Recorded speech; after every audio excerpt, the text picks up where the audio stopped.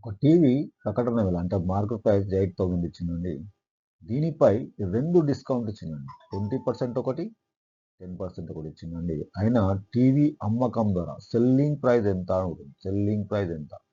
ఇచ్చిన డేటాని ఇక్కడ రాసుకోండి. మార్కెట్ ప్రైస్ ఎంత అండి? 8,000.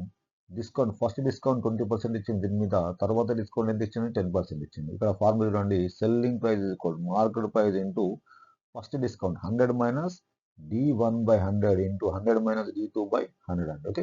So selling price is equal 8,000 into 100 minus first discount ఎంత అండి? 20 కదా. 100 minus 20 అంటే 80/100 ఇంటూ సెకండ్ డిస్కౌంట్ ఎంత అండి? 10 కదా. 100 minus 10 ఎంత? 90/100 అండి.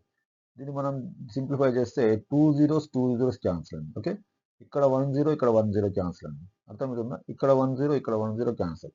చూడండి ఇక్కడ 8 9s 72 అండి. 8 9s 72. 72 ఇంటూ 80 ఉంది కదా ఇక్కడ, ఇంటూ 80 అండి. ఓకే. దీన్ని మల్టిపుల్ చేస్తే ఫస్ట్ 8 టేబుల్ తో మల్టిపుల్ చేయండి. 8 2 16, 1 క్యారీ, 8 7 56 ప్లస్ 1 ఎంత అండి? 57. ఇక్కడ 1 0 ఉంది కదా, 0 రాయండి. 5,760 అండి. So 5,760 is the selling price అండి. రెండు డిస్కౌంట్ ఇచ్చిన తర్వాత 5,760 అండి. So option is Dandi first option is the correct answer. నచ్చితే లైక్ చేయండి. ఫస్ట్ ఆప్షన్ కదండి. Second option is the correct answer. నచ్చితే లైక్ చేయండి, సబ్స్క్రైబ్ చేయండి, షేర్ చేయండి. Okay, thank you.